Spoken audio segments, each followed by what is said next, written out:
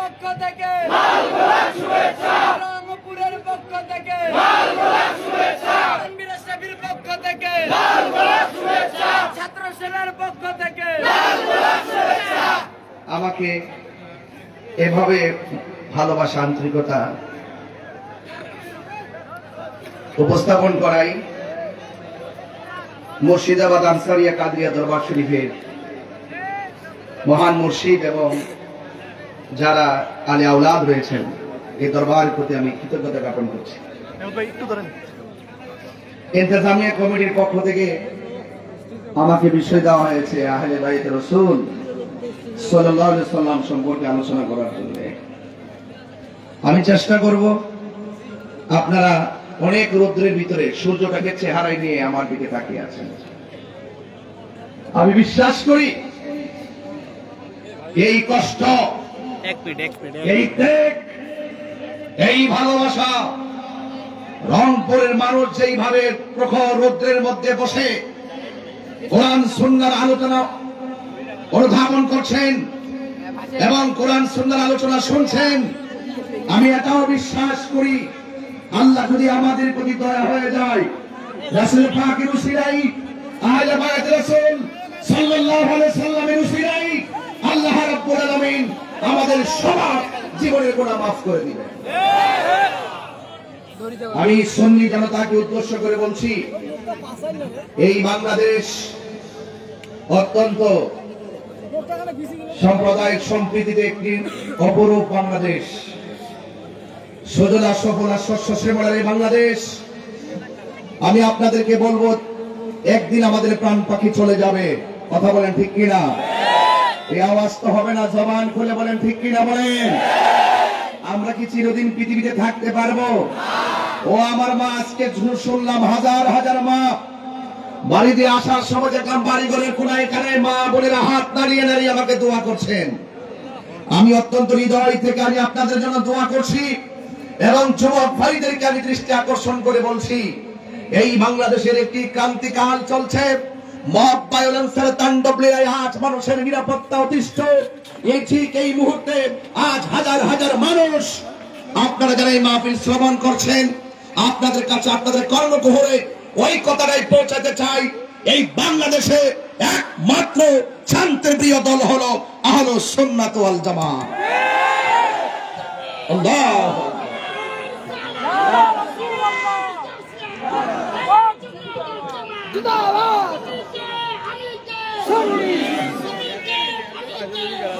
আমার বাবারা, আমি রংপুর ঢোকার আগেই আপনাদের এডিশনাল ডিআইজি মহোদয়কে ফোন দিয়েছি, ওনার কাছে আপনাদের মাহফিলের পোস্টারটা পাঠিয়েছি এবং এডিশনাল এসপি মহোদয় জয়নাল স্যারের কাছেও মাহফিলের পোস্টার পাঠিয়েছি, ওনার সাথে কথা বলেছি। উনি আজকের এই মাহফিলকে প্রটেক্ট করার জন্য আপনাদের প্রশাসন যেভাবে আমাকে রিসিভ করেছেন, প্রশাসনের সকলকে আমি ধন্যবাদ জানিয়ে আমি আমার আলোচনার দিকে ধাবিত হচ্ছি। আপনারা একটু মনোযোগ সহকারে শুনবেন। আল্লাহর হাবিব সাল্লাল্লাহু আলাইহি সাল্লাম বলেছেন, আমি তোমাদের জন্য দুইটা জিনিস রেখে যাচ্ছি, একটি হলো কোরআন আর একটি হলো সুন্নাহ। যদি বলে একটি কি? এই কথাগুলো বড় করে বলতে হবে। একটি কি? এই কোরআনে কোনো সন্দেহ আছে? কোন সংশয় আছে? এবং আরেকটি হলো সুন্নাহ। রাসূল করিম সাল্লাল্লাহু আলাইহি সাল্লাম বলেছেন, তোমরা যদি কোরআন এবং সুন্নাহকে আঁকড়ে ধরো তাহলে কখনো পথভ্রষ্ট হবে না। রাসূল করিম সাল্লাল্লাহু আলাইহি সাল্লাম আর একটি হাদিসে মুবারাকে বলেছেন, আমি তোমাদের জন্য দুইটা জিনিস রেখে যাচ্ছি, একটি হলো কোরআন আর একটি হলো আমার আহলে বাইত। তোমরা যদি এই দুইটার সঙ্গে মহব্বত রাখো তাহলে কখনো তোমরা পথভ্রষ্ট হবে না। আল্লাহর হাবিব বলেছেন, আমার আহলে বাইত হলো নূহ নবীর কিস্তির মতন। কথা বলেন ঠিক কিনা বলেন? নূহ নবীর কিস্তির মতন। নূহ নবীর কিস্তির মাঝে যারা উঠেছে, সেই প্লাবনে যেমন করে নবীকে অনুসরণ করে মহব্বত রেখে ওই নৌকাতে উঠেছে, তারা বেঁচে গিয়েছে। যারা উঠে নাই, যারা অবজ্ঞা করেছে, তারা প্লাবনে ডুবে গিয়েছে।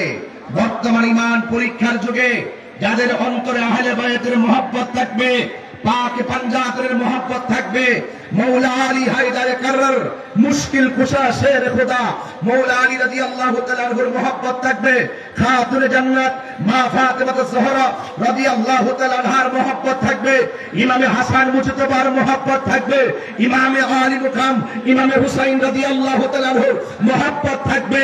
তখন মনে করো তোমার ডানে এক কালো ছায়া আসতে পারে, তোমার বামে একটা কালো ছায়া আসতে পারে, তোমার সামনে একটা কালো ছায়া আসতে পারে, তোমার পিছনে একটা কালো ছায়া আসতে পারে। এই প্রলোভন দেখিয়ে টাকা দিয়ে তোমার ইমানকে হরণ করার জন্য চেষ্টা করতে পারে। মনে রেখো রংপুরবাসী, দিনাজপুরবাসী, নীলফামারীবাসী, সৈয়দপুরবাসী যারা এসেছেন, আহলে বায়তের মোহাব্বত যার অন্তরে থাকবে, টাকা দিয়ে পয়সা দিয়ে হুমকি দিয়ে ফামকি দিয়ে ইমানকে কেউ কিনতে পারবে না। কথা বলেন ঠিক?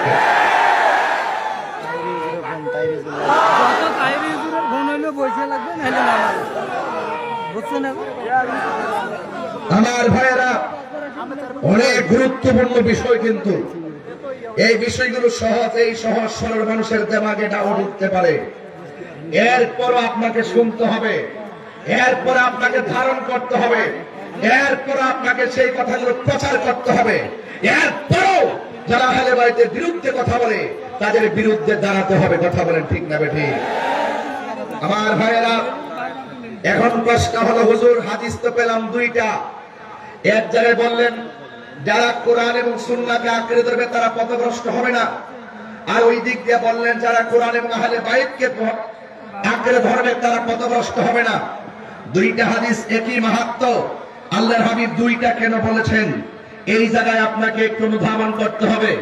আল্লাহর হাবিব তো গায়েবের খবর দেনেওয়ালা, তিনি তো জানেন এমন একটি সময় আসবে যারা আমার আহলে বাইতকে ভালোবাসে তারাও বলবে সুন্নি, যারা ভালোবাসে না তারাও বলে সুন্নি, যারা সাহাবায়ে কেরামের পক্ষে আছে তারাও বলবে সুন্নি, যারা সাহাবায়ে কেরামের সমালোচনা করে তারাও বলবে সুন্নি, যারা মাজার ভাঙতে যায় তারাও বলে সুন্নি, যারা মাজার জিয়ারত করতে যায় তারাও বলে সুন্নি, যারা কবর থেকে 14 দিন পরে লাশ তোলে কবরে লাশের গায়ে আগুন ধরিয়ে দেয় তারাও বলে সুন্নি, যারা কবরে লাশকে সুরক্ষা করে তারাও বলে সুন্নি, যারা বলে এই পৃথিবীর মধ্যে সৃষ্টির মূল রাহমাতুল আলামিন তারাও বলে সুন্নি, যারা রাসূলুল্লাহর বিরুদ্ধে কথা বলে তারাও বলে সুন্নি। তার মানে বোঝা গেল সুন্নি সুন্নি নামের মধ্যে ধোঁয়াশা একদিন হবে। এই জন্য প্রকৃত সুন্নি হলো তারা যারা আহলে বাইতকে হৃদয়ে ধারণ করবে। কথা বলেন ঠিক কিনা?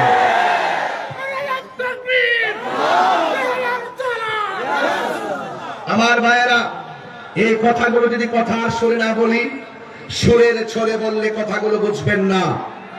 আমার রাসূলকে প্রশ্ন করা হলো, ইয়া রাসূলুল্লাহ আপনাকে কিভাবে সালাম দিতে হবে আমরা জানি, কিন্তু আপনার উপরে দুরূদ শরীফ পড়ব কিভাবে?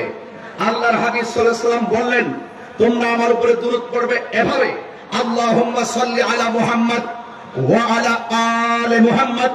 তোমরা আমার উপরে দুরূদ পড়বে, এখানে ওয়াও লাগিয়ে আরেকটা শব্দ বাক্য অ্যাড করেছেন, ওয়া আলা আলি মুহাম্মদ। ওয়া আলা আল মানে হলো আহল, আলে মুহাম্মদ মানে হলো নবীর আহলে বাইত, নবীর বংশধর। বলছেন নামাজের ভিতরে তোমরা আমার উপরে দুরূদ পড়বে, আমার যে আহলে বাইত আছে তাদের উপরে দুরূদ পড়বে। নামাজের ভিতরে এমপি কে সালাম দিলে নামাজ বাতিল, নামাজের ভিতরে মন্ত্রীকে সালাম দিলে নামাজ বাতিল, নামাজের ভিতরে মেয়রকে সালাম দিলে নামাজ বাতিল, নামাজের ভিতরে তোমার চেয়ারম্যানকে সালাম দিলে নামাজ বাতিল, নামাজের ভিতরে তথাকথিত কাউকে সালাম দিলে নামাজ বাতিল। অথচ নামাজের ভিতরে আমার নবীকে সালাম না দিলে নামাজ বাতিল হয়ে যায়। তার মানে কথা ক্লিয়ার, আকাশে উদীয়মান সূর্যালোকের মতো এবং রাতের আকাশে দীপ্যমান চাঁদের মতো ইউনিভার্সাল ট্রুথ, চিরন্তন সত্য। ইবাদত কবুলের পূর্ব শর্ত হলো নবীর মহব্বত, আর নবীর কথাকে জানে মানে, নবীর কথাকে সর্বগুণে জেনে মানার নাম হলো ঈমান। কারণ কবরে যাওয়ার পরে 3টা প্রশ্ন করা হবে। একটা প্রশ্ন হলো মার রব্বুকা, তোমার রবকে। 2 নম্বর প্রশ্ন হলো ওয়ামা দীনুকা, তোমার ধর্ম কি। এরপরে প্রশ্ন হলো ওয়ামা কুনতা তাকুলু ফি হাযা রাজুলি মুহাম্মদ, নবী সম্পর্কে তুমি দুনিয়ায় কি বলতে। এখন প্রশ্ন হলো তাহিরি হুজুর কেন কখনো নরম, তাহিরি হুজুর কেন কখনো গরম, তাহিরি হুজুর কেন ধর্মান্ধদের বিরুদ্ধে কথা বলে, তাহিরি কেন ধর্মদ্রোহিতাদের বিরুদ্ধে কথা বলে, তাহিরি কেন দেশদ্রোহীদের বিরুদ্ধে কথা বলে। কারণ এই দেশের মধ্যে এমন অনেক কিছু মানুষ বেরিয়েছে, কবরের মধ্যে তিনটি প্রশ্ন করা হবে। একটা হলো মাররাব্বুকা, তোমার রবকে, আমার রব হলো আল্লাহ। আরেকটা প্রশ্ন হলো ওয়ামা দীনুকা, তোমার ধর্ম কি। ও রংপুরের মানুষ, সিটি কর্পোরেশনের মানুষ, দিনাজপুরের মানুষ, আপনারা জবান করে বলতেই হবে আমাদের ধর্মের নাম কি। তিনবার কর, আরো জোরে বলেন, হাত তুলে বলেন। কারা কারা ইসলামের পক্ষে আছেন হাত তুলেন। নারে তাকবীর, নারে রিসালাত, নারে রিসালাত, নারে হায়দারি, ইয়ানি নারে হায়দারি। এই স্লোগানগুলো আপনাদের জানতে হবে, এই স্লোগানগুলো আপনাদের মানতে হবে। ভাইয়েরা আমার, আপনারা বলুন, কবরে 2 নম্বর প্রশ্ন হলো তোমার ধর্মের নাম কি। এই রংপুরের মানুষ আওয়াজ করে বলুন ধর্মের নাম কি। তাহলে কেউ যদি এসে মাহফিলে বলে কবরে প্রশ্ন করবে তোমার দলের নাম কি, আপনি কি সেটা মানবেন? আপনি কি এটা মানবেন? জিজ্ঞাসা করে তোমার দলের নাম কি, এটা কি জুতার ব্যবসা নাকি ধর্ম ব্যবসা? এই সমস্ত অপব্যাখ্যা থেকে আপনারা সাবধান থাকবেন। মানুষদেরকে ধোঁকা দিয়ে বোকা বানানোর দিন শেষ। বাবা শাহজালালের বাংলাদেশ। এক কথা বলেন, ঠিক কি না বলেন? যারা মৃত্যুর ভয় করে তারা কখনো অপব্যাখ্যা করে না। এই জন্য আহলে বায়তের মহব্বত লাগবে। আজকে এই দরবার মুর্শিদাবাদ আনসারিয়া কাদেরিয়া দরবার শরীফ গতানুগতিক সাধারণ দরবার নয়। এই দরবারে শুধুমাত্র নামাজের তারবিয়াত দেওয়া হয় না, শুধুমাত্র জিকিরের তালিম দেওয়া হয় না। জিকির কোন রাস্তায় গেলে জিকির কবুল হয়, কোন পদ্ধতি গ্রহণ করলে নামাজ কবুল হয়, কোন আকীদা ধারণ করলে নামাজ কবুল হয়, সেই আকীদার সেন্টার হলো আমাদের দরবার। কথা বলেন ঠিক না বেঠিক? এই জন্য নিঃসন্দেহে নিরঙ্কুশ ভাবে সামাজিক ভাবে দরবারকে সমর্থন দিবেন, রাজনৈতিক ভাবে দরবারকে সমর্থন দিবেন, অর্থনীতি ফাইন্যান্সিং ম্যাটারে এই দরবারকে সমর্থন দিবেন। এই দরবারে যারা ঢুকে তারা কখনো সন্ত্রাসী হয় না, এই দরবারে যারা যাবে তারা কখনো চাঁদাবাজ করে না, এই দরবারে যারা যাবে তারা কখনো নেশা করে না। কথা বলেন ঠিক না বেঠিক? এই জন্য আপনাদেরকে বলবো আমাদের আসল ঘরের নাম কি, বিল্ডিং না কবর? এই কবরে চাইতে গেলে আহলে বায়তের মহব্বতের দরকার আছে না নাই? আমার তানভীর আশরাফী ভাই সামাজিক ভাবে যেহেতু সমাজ সেবক, তিনি তো সমাজের আলোকেই কথা বলবেন। আমি যেহেতু ধর্ম নিয়ে চর্চা করি, আমি তো ধর্ম নিয়েই কথা বলবো। কিন্তু আমি ধর্মের একজন প্রচারক হিসাবে আমি তানভীর আহমদ আশরাফী ভাইয়ের বক্তব্যকে 100% ধর্মীয় ভাবে সমর্থন করি। এই কথাগুলো শুধু রাজনৈতিক কথা নয়, এই কথা শুধু সামাজিক নয়, এই কথাগুলো কোরআন সুন্নাহর কথা। কথা বলেন ঠিক না বেঠিক? এই জন্য আমার ভাইরা, আল্লাহর কষ্ট আপনাদের আমার কথাগুলো বুঝতে কি অসুবিধা হচ্ছে? এই জন্য আল্লাহ রাব্বুল আলামিন কোরআনুল কারীমের মধ্যে বলেছেন, কুল লা আসআলুকুম আলাইহি আজরা ইল্লাল মাওয়াদ্দাতা ফিল কুরবা। আল্লাহ বলছেন, ও বন্ধু আপনি বলে দিন আমি তোমাদের কাছে কিছুই চাই না। বলা হচ্ছে লা আসআলুকুম আলাইহি আজরা, আমি তোমাদের কাছে কিছুই চাই না, আমি চাই শুধুমাত্র আমার আহলে বায়তের মহব্বত। যদি বলেন না সুবহানাল্লাহ। তাইলে আহলে বায়ত কারা? শুধুমাত্র 4 জনের নামে আহলে বায়ত নয়, নবীর যত স্ত্রী আছেন সবাই আহলে বায়তের অন্তর্ভুক্ত। কিন্তু বিশেষ করে 4 জনের আলোচনা কেন হয়? 4 জনের ব্যাপারে আল্লাহ পাক স্পেশাল নস নাজিল করেছেন, 4 জনের ব্যাপারে আমার নবী স্পেশাল হাদিস বর্ণনা করেছেন, এবং এই 4 জনকে আল্লাহ রাব্বুল আলামিন স্পেশাল মর্যাদা দিয়েছেন। জান্নাতের চাবি হলো 4 জনের কাছে। এই জন্য যুবক শুধুমাত্র নামাজ পড়তেছেন, মাথায় টুপি রাখতেছেন, মনে করতেছেন যে এটাই মনে হয় দিন ধর্ম। আসলে এটাই দিন ধর্মের মূল না।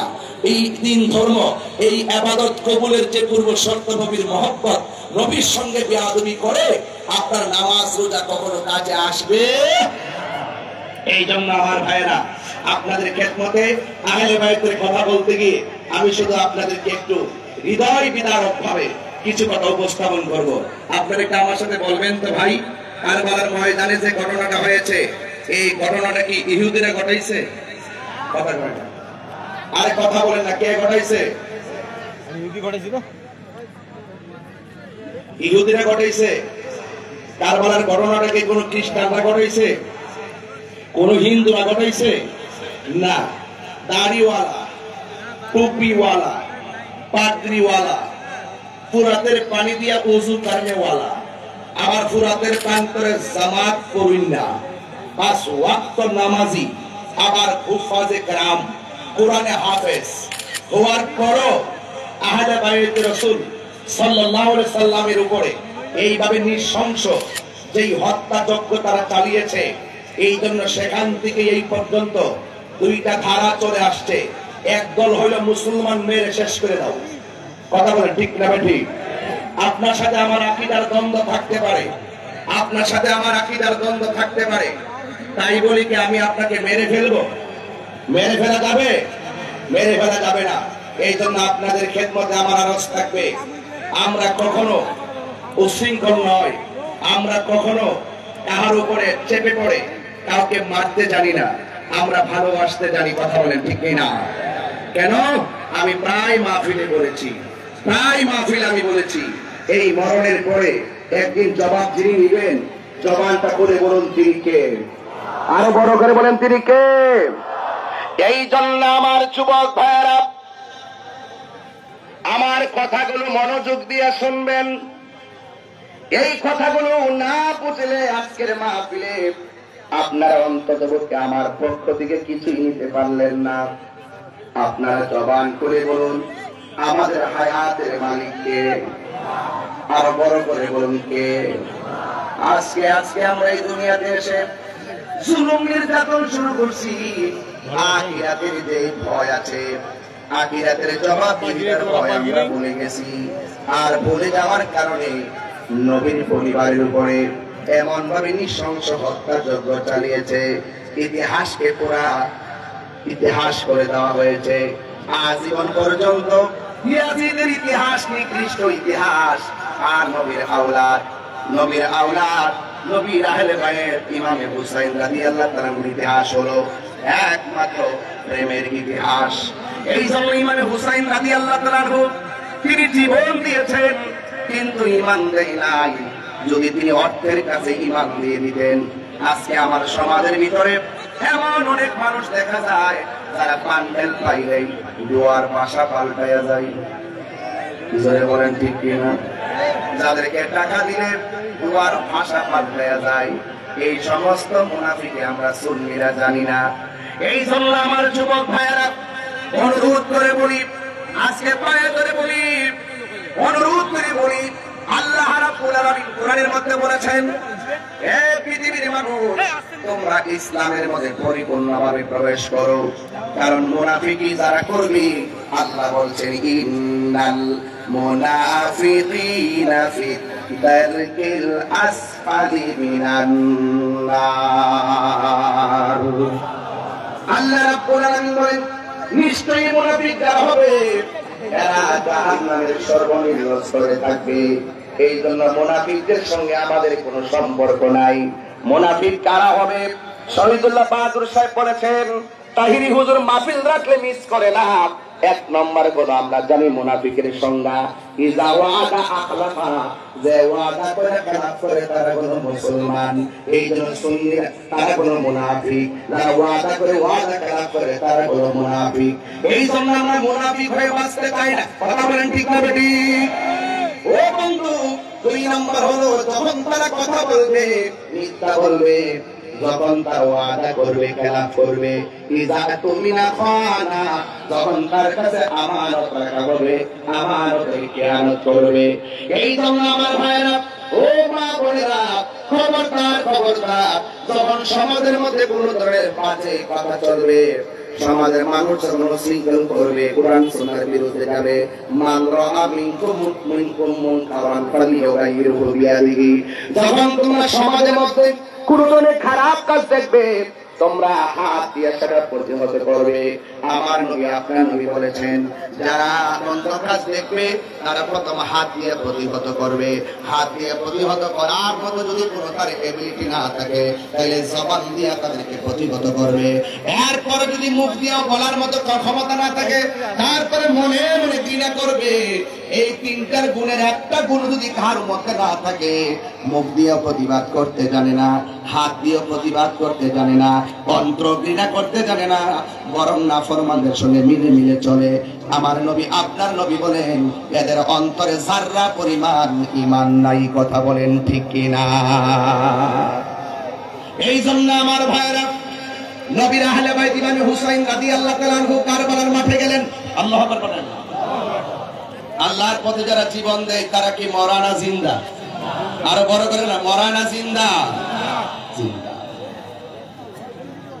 আল্লাহর পথে যারা জীবন দেয় তারা হলো জিন্দা। আল্লাহ বলছেন ওয়ালা তাকুলু লিমান ইউকতালু ফি সাবিলিল্লাহি আমওয়াত বাল আহইয়াউ ওয়ালাকিন লা তাশউরুন। আল্লাহ রাব্বুল আলামিন বলেন যারা আমি আল্লাহর পথে জীবন দেয় এদেরকে তোমরা মৃত বলিও না, এরা হলো জিন্দা। এরা যে কেমনে জিন্দা এটা তোমরা বুঝতে পারো না। এই জন্য আমার আল্লাহর এক জায়গায় বলেন ওয়ালা তাহসাবান্নাল্লাযীনা কুতিলু ফি সাবিলিল্লাহি আমওয়াতা বাল আহইয়াউন ইনদা রাব্বিহিম ইউরসাকুন। আল্লাহ রাব্বুল আলামিন বলেন যারা আমি আল্লাহর পথে জীবন দেই, এই মুহূর্তে যদি আমার রংপুরের বাবারা এই মুহূর্তে যদি কেউ আমার নবীকে গালি দেয়, নাউজুবিল্লাহ কেন, এই মুহূর্তে যদি কেউ আমার নবীকে গালি দেয় তাইলে আমরা কি করে বসে থাকবো নাকি প্রতিবাদ করব? আমরা সবাই প্রতিবাদ করব। রংপুরের জমিনের মাটিটাকে আমরা কাঁপায়া তুলবো। কথা বলেন ঠিক কিনা? নবীর বিরুদ্ধে কথা বলে আমরা কি ছেড়ে দিব? মান সাব্বা নবিয়্যান ফাকতুলুহু। যারা নবীকে গালি দিবে তাদেরকে কতল করার সিদ্ধান্ত। কথা বলেন ঠিক কিনা? নবীর পক্ষে কারা কারা আছেন হাত তুলে দেখান ইনশাআল্লাহ।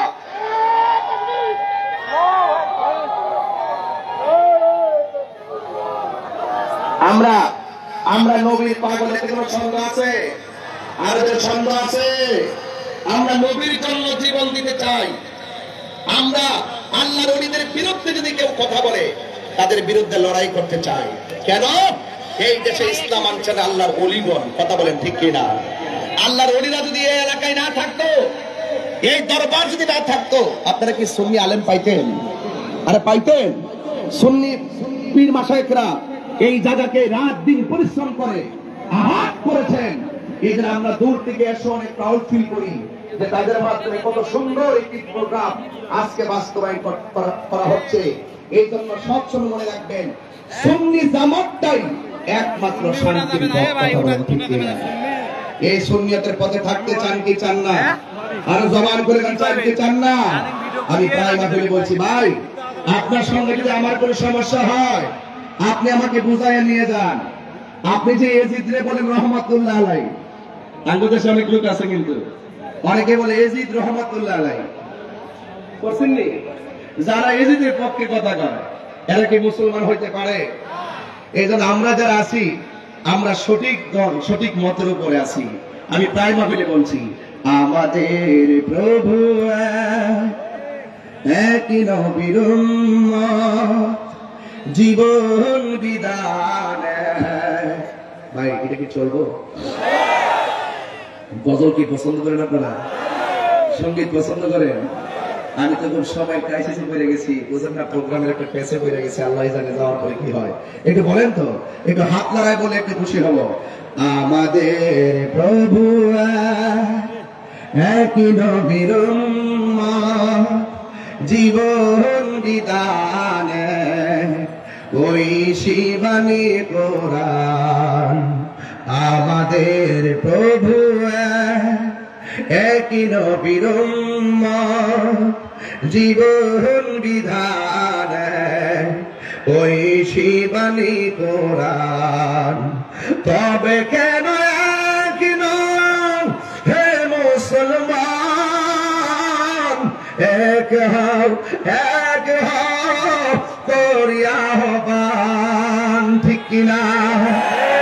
বাইতুল্লাহ মদিনা শরীফে উহুদ পাহাড়ে বদরের মাঠে একটা তো জীবন আর মরণ তো একটাই, একটা তো জীবন আর মরণ তো একটাই, একই সাথে মিলে মিশে একটাই প্রাণ। খেরে ভাই আপনি আমার গালি দেন? খেরে ভাই আপনি আমাকে মাজার পূজারি বলেন? আরে আপনি যাকে গালি দিচ্ছেন একদিন তা আপনি কবরে চলে যাবেন, যাকে আপনি গালি দিচ্ছেন সেও একদিন কবরে চলে যাবে। হয়তো একদিন হাসর মাঠে আপনার সঙ্গে আমার দেখা হতে পারে, হয়তো আল্লাহ বলতে পারে আপনি যা বলেছেন ভুল বলেছেন, হয়তো আল্লাহ আমাকে বলতে পারে তিনি যা বলেছেন সঠিক বলেছেন। কিন্তু আমরা চাই এই দুনিয়াতে দূরত্ব তৈরি করে নয়, আমরা হাতে হাত রেখে কাঁধে কাঁধ রেখে মোস্তফার সামনে দাঁড়াতে চাই।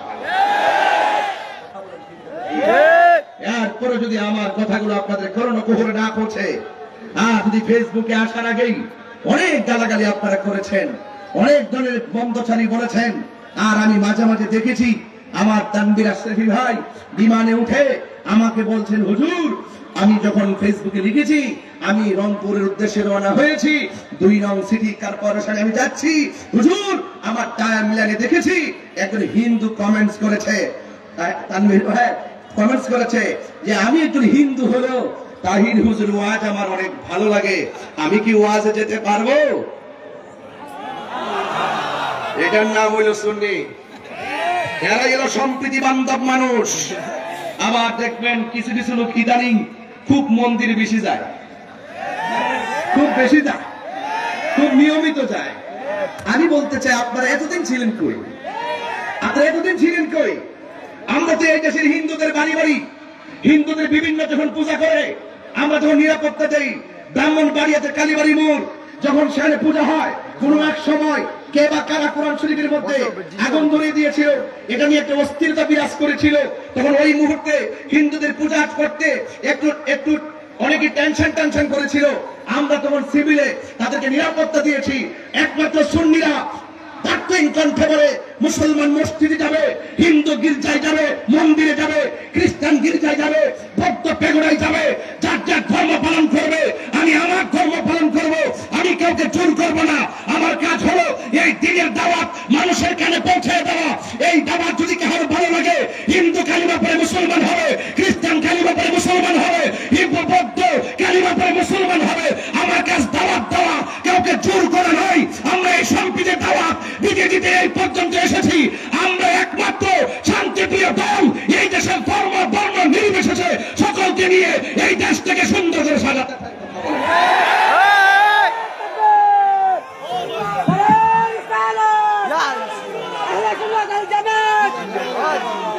তুমি কে আমি কে, তুমি কে আমি কে,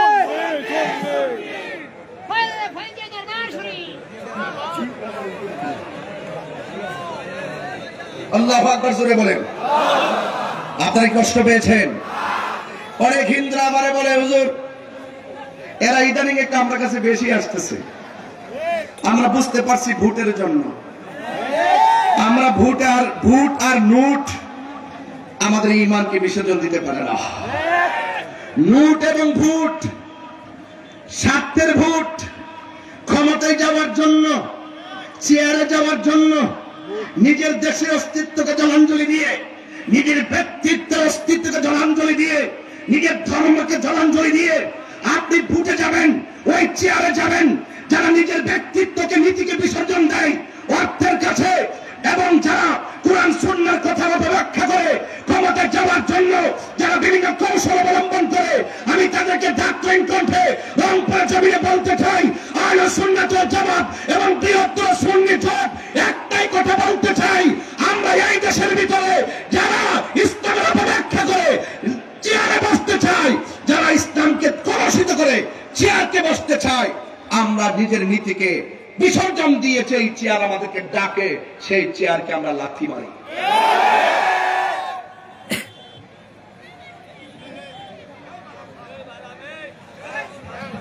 বাবা জান আপনার কি কষ্ট হচ্ছে?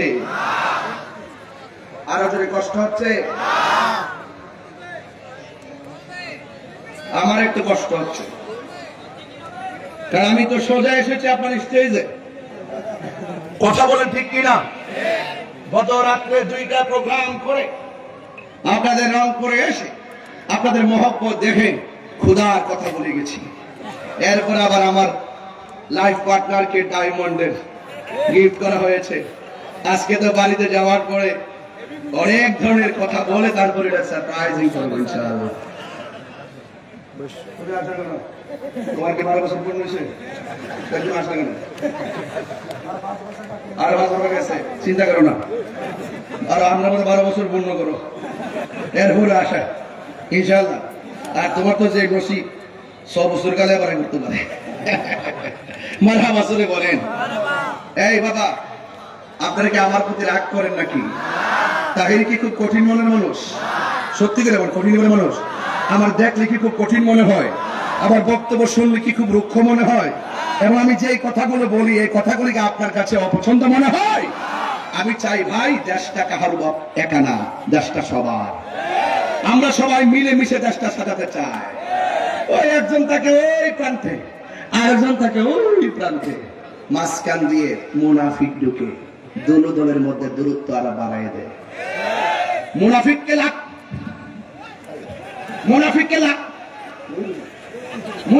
লাথি মারেন, মুনাফিককে কি মারেন? এই সমাজের দেখেন, আপনার বাড়ি আছে না, দেখবেন আপনার বাড়ির পাশেই মুনাফিক। জোরে বলেন ঠিক কিনা?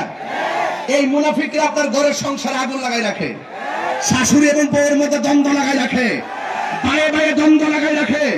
এখন ভাই একটা থেকে 5 তলায়, আরেকটা থেকে 10 তলায়, মাঝখানে মুনাফিক কই দিছি লাগাইয়া। এখন 2 ভাই রাত্রে বেলা টেলিফোন দেন, ভাই ঘটনাটা কি? তুমি আমাকে ছেড়ে 5 তলায় কেন? বড় ভাই কই তুমি আমাকে ছেড়ে 9 তলায় কেন, কিংবা 10 তলায় কেন? তো ভাই আপনি নাকি আমাকে এটা বলেছেন, আপনি নাকি আমাকে ওটা বলেছেন, এই জন্য আমি রাগ করেছি। এখন 2 ভাই মিলে যায় আসেন, ওই 2 ভাই মিলে মুনাফিকের চাপা মাথার লাথি মারেন। ওই প্রান্তে থাকবেন না, ওই প্রান্তে নয়, মাঝখানে মুনাফিক গুলোরে মারেন লাথি। মাইলে আমরা হাতে হাত রাখি, এক হয়ে যায়। এই গত 1.5 বছরের ভিতরে আমি কিন্তু বারবার বলেছি যে এই বছর যে একটা সুযোগ আসছে, ইসলামের অনেক দল আছে, এরা সবাই যদি উদারতার ভিত্তিতে এক টেবিলে বসে যদি একটা প্ল্যান প্রোগ্রাম করতে পারত, তাইলে হয়তো সংসদের কোনাকানা দিয়া 2-4টা মোল্লা যাইতে পারত। ওরা দেখি যে আমাদের 75% সুন্নিদেরকে মাইনাস করে দিছে। রাষ্ট্রযন্ত্র সংলাপ করে আলাদা, আমরা ডাকেও না। এই জন্য একটা বৈষম্য তৈরি হয়েছে। এই বৈষম্যের দেয়ালটাকে ভেঙে দেওয়ার জন্য আমি আবার উদাত্ত আহ্বান করছি, ইসলাম নিয়ে যারা দল করছেন আর যারা নির্বাচন নিয়ে প্রচারণা করছেন, সুন্নিদেরকে মাইনাস মনে রেখে বেশি সুবিধা করা যাবে না। এই দেশের তরিকাপন্থীর আগের মতো না। এবার আমরা ওয়াদা করেছি যে এই দিকে যাব, সব সুন্নিরা মিলে একদিকে যাব। চাষ আওয়াজ কই, আরো জোরে হাত কই, কি অচল গুরু আপনারা কেন হাত নামিয়ে রেখেছেন কেন? পরে জায়গা পরের জমিন ঘর বানায় আমি রই, আমি তো সেই ঘরের মালিক নয়। মা বন্ধুর জন্য বইটা নিয়ে যান, কিতাবটা কাজে লাগবে। আজকে কোনটা একটা বই আছে, এটা নিয়েছে নামাজের বইটা না, নামাজের পেটে দিলাম, নামাজের তো দরকার, মা বন্ধুর জন্য সহি নামাজ শিকারে নিয়ে যান, মা বন্ধুরা নিয়ে যান। কত না এটা? 150 টাকা নিয়ে যাবেন পকেট টাকা থাকলে, কারণ কিছুই যাবে না, ইমানের আমলই কবরে যাবে। কথা বলেন ঠিক না? আমার মরণের কতদিন বাকি আমি জানিলাম না গো আল্লাহ, মরণের কতদিন বাকি। বাইরে এরশাদের কথা মনে করেন, পল্লী বন্ধু এরশাদ আছে না গেছে গা? হায়াতের মালিক কেডা? তো আমাদের যারা আছেন তারা কি আর কেউ থাকবো? একই সঙ্গে যারা প্রধান দায়িত্ব পালন করেছেন, হ্যাঁ, যিনি বিসমিল্লাহির রহমানির রহিমকে সংসদে মানে নিয়ে এসেছিলেন, রংপুরের তো, হ্যাঁ রংপুরের তো, আমি তো ভুলে গেছিলাম। উনি কি আছে? চলে গেছে না? মানুষের ক্ষমতা, তিনজন যে ক্ষমতা আসছে, তিনজনের মধ্যে একজনকে শেখাতো, উনারাও চলে যাবে। বাবা, প্রতিহিংসা রাজনীতি করেন না। ওই পুলিশ ভাই আছে, ওনার কাছে সব তথ্য আছে।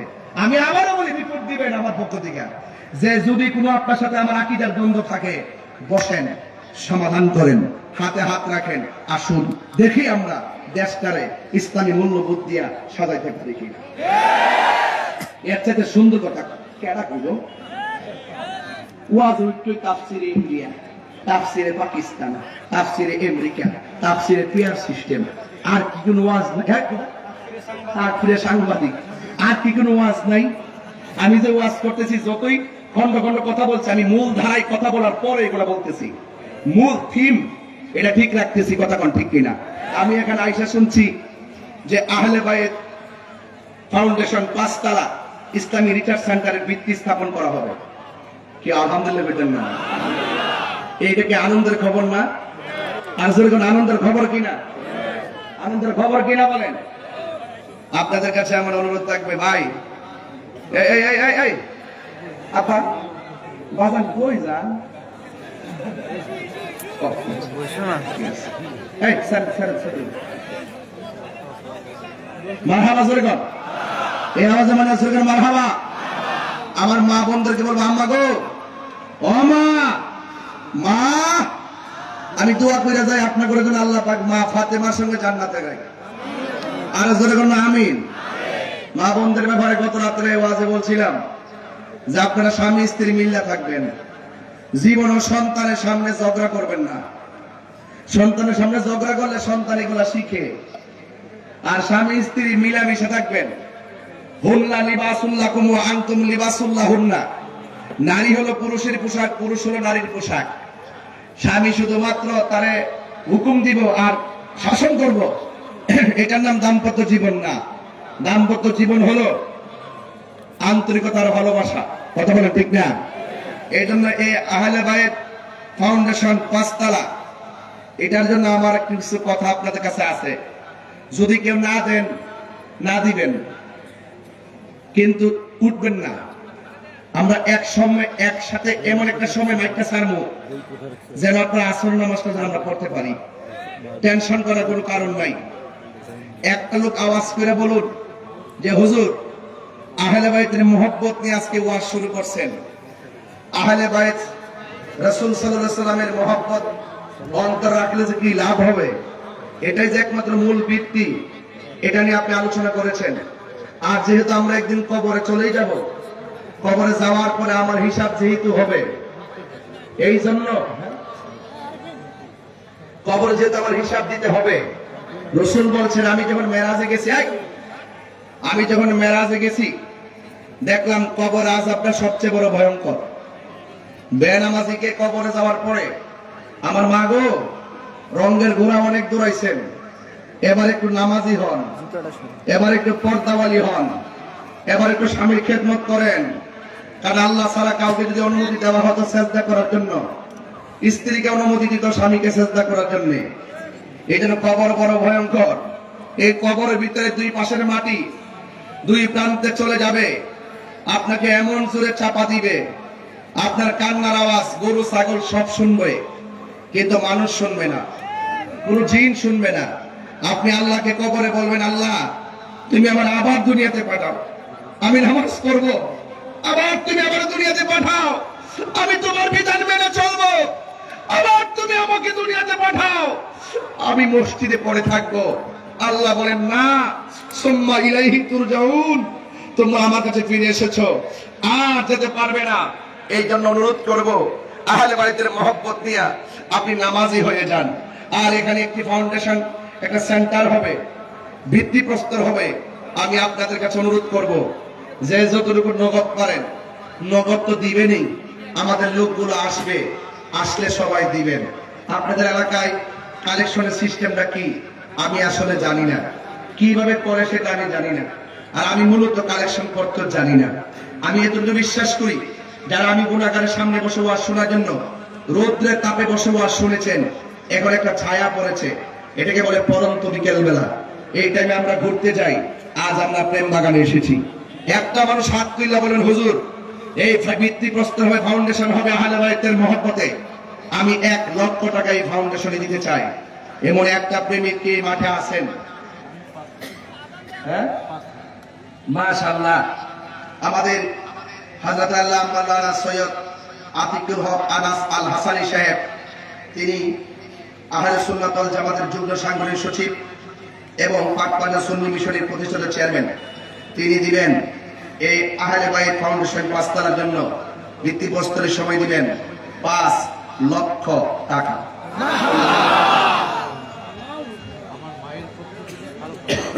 এবং ওনার আম্মা অসুস্থ, মাওলানা সৈয়দ আতিকুল হক আনাস আল হাসানী সাহেব, ওনার আম্মা অসুস্থ, ওনার আম্মার পক্ষ থেকে দিবে 5 লক্ষ টাকা। এটা হাত দিয়ে লাগবে মারহাবা। ওনার আম্মা অসুস্থ, শুনলে খুব খারাপ লাগছে। আমি যখন কালকে গাড়িতে উঠছি, আমার বাড়িতে যে ছেলেটা থাকে সে মেসেজ করেছে,